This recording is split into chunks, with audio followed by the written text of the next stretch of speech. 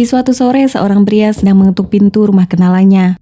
Setelah memanggil nama si pemilik rumah beberapa kali tapi tidak ada tanggapan, pria itu kemudian berusaha mengintip ke dalam rumah lewat kaca jendela. Ruangan depan rumah itu terlihat gelap, tapi masih bisa terlihat bayangan seorang wanita seperti sedang berdiri di bawah tangga. Setelah memperhatikan lebih lama, pria itu baru sadar kalau tubuh wanita itu tidak bergerak sama sekali dan kakinya tidak menginjak lantai. Apa yang sebenarnya terjadi? Mari kita langsung saja masuk ke pokok pembahasan video ini.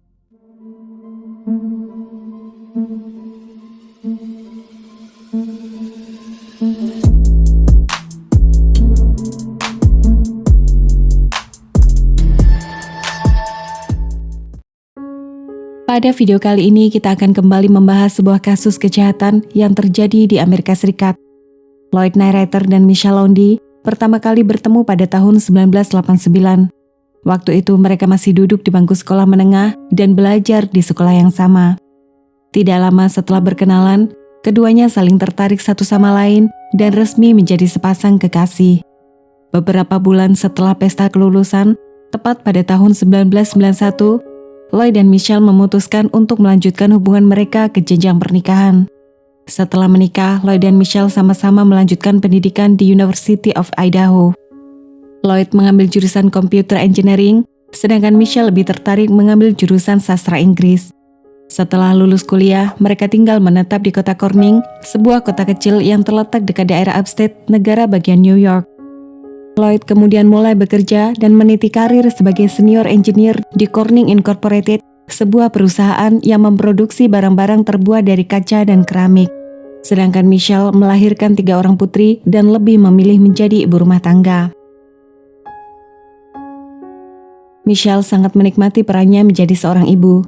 Setiap hari selain sibuk mengurusi rumah tangga, Michelle juga memberikan pelajaran homeschooling untuk ketiga putrinya. Semua itu dia lakukan tanpa pernah mengeluh dan penuh kasih sayang. Selain itu, di sela-sela kesibukannya mengurus rumah tangga, Michelle tetap menyisihkan waktu ikut dalam acara bakti sosial seperti memasak dan membagikan makanan untuk kaum tunawisma. Dari tampak luar, keluarga Narrator ini selalu terlihat bahagia di mata semua orang. Tapi di balik semua kebahagiaan itu, Michelle selalu harus mengalah dan sabar pada suaminya. Lloyd ternyata memiliki pribadi yang keras dan sangat controlling. Sebagai seorang suami, Lloyd selalu merasa paling benar dan ingin terlihat sempurna di hadapan ketiga putrinya. Jadi tidak heran, setiap ada sesuatu yang tidak beres di dalam rumah, Michelle lah yang selalu menjadi lampiasan kemarahan. Lloyd bahkan tidak segan memaki Michelle sebagai ibu tidak berguna di depan ketiga putrinya. Di antara semua putrinya, Lloyd paling dekat dengan putri keduanya yang bernama Carrie Narrator. Carrie selalu diperlakukan spesial dibanding kakak dan adiknya. Bahkan setiap hari Sabtu, Lloyd selalu menyempatkan diri mengantar putri kesayangannya itu pergi belajar balet.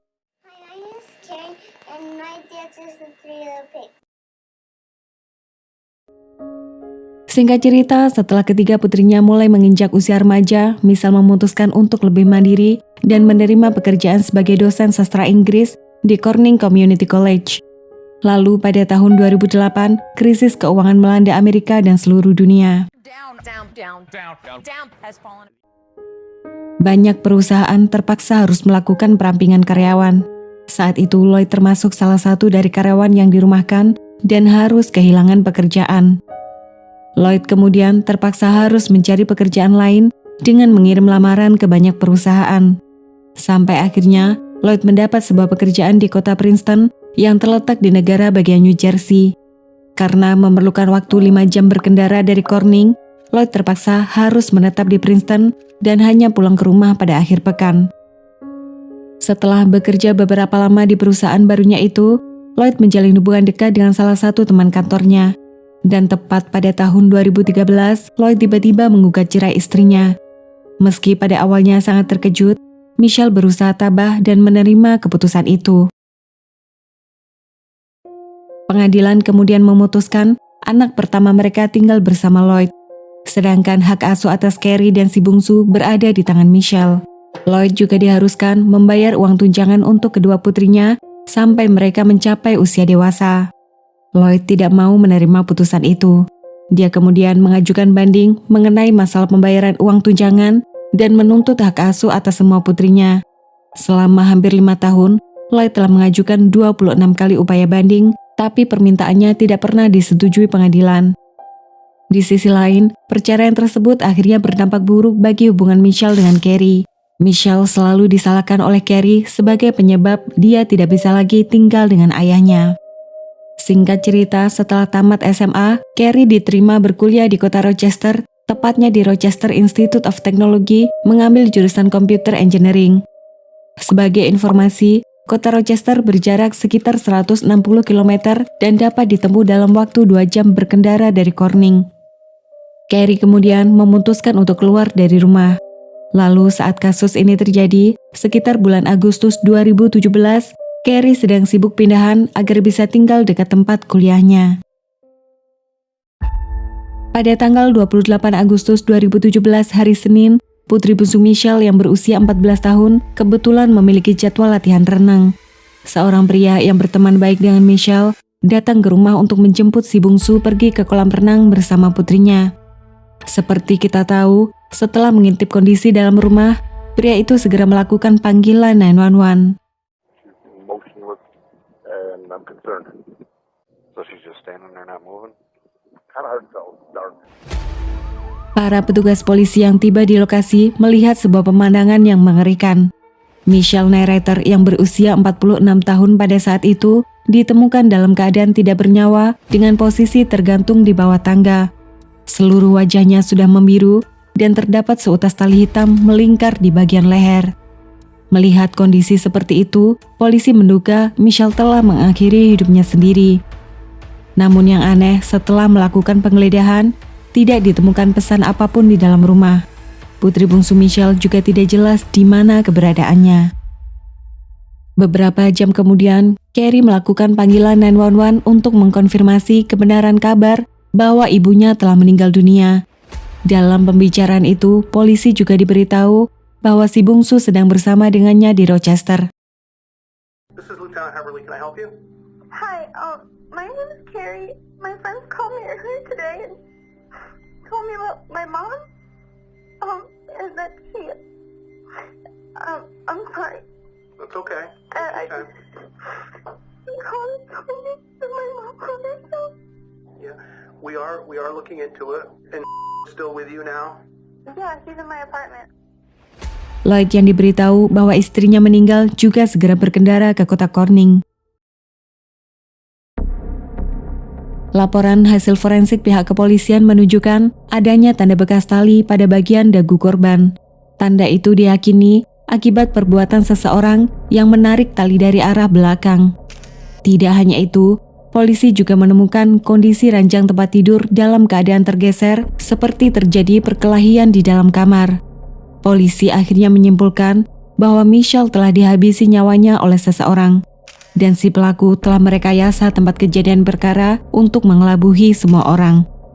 Lebih dari itu, Michelle diperkirakan sempat melakukan perlawanan sengit sebelum meninggal. Pihak kepolisian segera menginterogasi orang terdekat korban.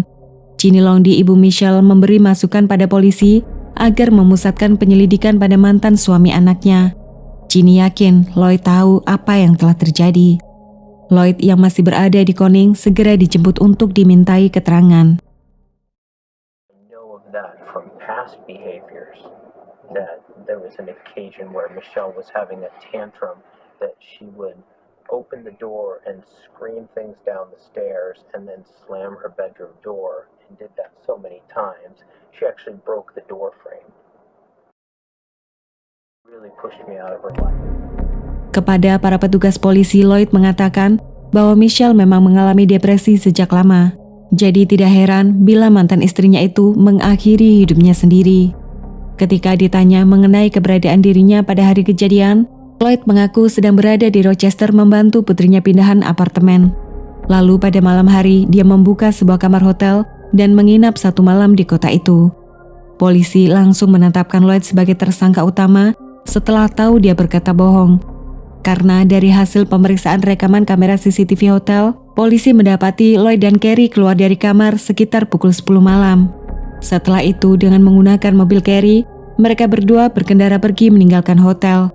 Dan sepanjang malam itu, tidak ada seorang pun yang kembali ke hotel. Lloyd baru terlihat di parkiran hotel sekitar pukul 6:30 pagi dan masih mengenakan pakaian yang sama. Langkah berikutnya yang dilakukan polisi adalah menyadap pembicaraan mereka. Hi, sweetie. Hey, so I just got off the phone with officer whatever from the Corning Police Department. He called. He's like, oh, I just like to meet with people face to face as well.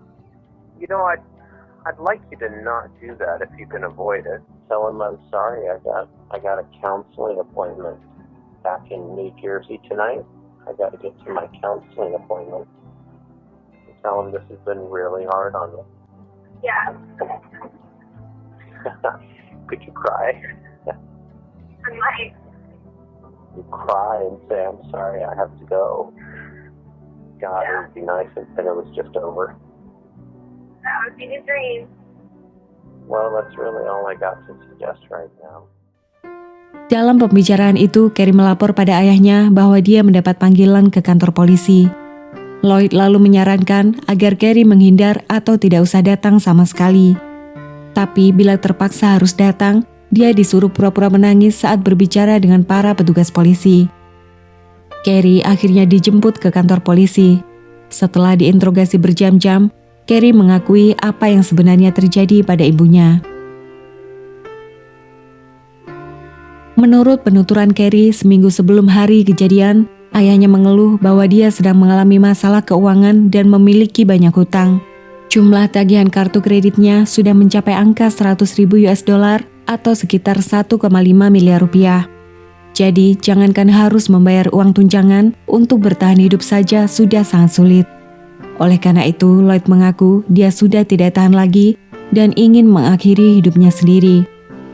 Mendengar perkataan itu, Carrie langsung menangis karena dia tidak mau kehilangan orang yang paling dia sayangi dalam hidupnya. Tapi menurut Lloyd, masih ada satu opsi jalan keluar.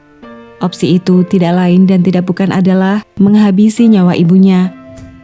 Karena bila Michelle meninggal, mereka dapat menguasai uang klaim asuransi jiwa dengan nilai pertanggungan sebesar $250.000 atau sekitar 3,7 miliar rupiah. Carrie kemudian disuruh memilih ingin ayah atau ibunya yang masih hidup. Semua ini akhirnya akan menjadi pemicu sebuah kejadian yang sebentar lagi akan terjadi. Tepat pada tanggal 26 Agustus 2017 hari Sabtu sekitar pukul 10 malam, Carrie menjemput ayahnya di hotel. Setelah itu mereka berdua berkendara menuju Corning. Saat tiba di sana sekitar tengah malam, Carrie langsung menonaktifkan sistem alarm rumah agar dapat masuk ke dalam tanpa harus membangunkan ibu dan adiknya. Carrie kemudian ditugaskan menjaga adiknya yang sedang tidur di sofa ruang depan. Sedangkan Lloyd yang sudah siap dengan seutas tali, segera naik ke lantai atas menuju kamar tidur utama. Michelle sangat terkejut ketika melihat Lloyd tiba-tiba sudah berada di depan kamar tidurnya. Dia lalu berteriak kencang dan mengancam akan menghubungi 911. Saat Michelle sedang lengah mencari ponsel, dari arah belakang, Lloyd langsung menyerang mantan istrinya itu dengan tali yang dia bawa. Meskipun sempat berontak dan memberikan perlawanan beberapa lama, jeratan tali yang kuat akhirnya menyebabkan Michelle harus kehilangan nyawanya saat itu juga. Pada saat yang bersamaan, si bungsu secara kebetulan terbangun dari tidur. Carrie langsung bergerak cepat mengajak adiknya itu keluar dari rumah untuk menunggu di dalam mobil. Lloyd kemudian merekayasa tempat kejadian perkara agar semua orang mengira Michelle telah mengambil nyawanya sendiri. Setelah itu, tanpa diketahui oleh putri bungsunya, Lloyd masuk ke dalam mobil dengan mengendap-endap lewat pintu belakang. Dia akhirnya harus meringkuk di ruang belakang mobil selama perjalanan balik ke Rochester. Seperti yang kita tahu, Lloyd kembali ke hotel pada pukul 6:30 pagi untuk mengambil mobilnya dan pulang ke tempat tinggalnya di Princeton, New Jersey. Setelah mendapat pengakuan itu, pihak kepolisian segera menurunkan beberapa petugas untuk memburu keberadaan pelaku. Lloyd yang sedang berkendara pulang dari kantor langsung dikejar oleh beberapa mobil polisi. Dia kemudian mengendarai mobilnya masuk ke sebuah gedung parkir. Lloyd lalu keluar dari mobil dan berlari lewat tangga darurat menuju ke lantai paling atas. Setibanya di atas, Lloyd berdiri di pinggir gedung ketika polisi mulai berdatangan. Dia mengancam akan meloncat bila ada seorang pun berani mendekat. Polisi kemudian berusaha menenangkan Lloyd. Berbicara dengannya selama hampir 90 menit, sampai akhirnya Lloyd bersedia turun ke bawah. Dan pada saat Lloyd sedang lengah, salah seorang anggota polisi yang merupakan mantan pemain American football segera meringkus Lloyd saat itu juga.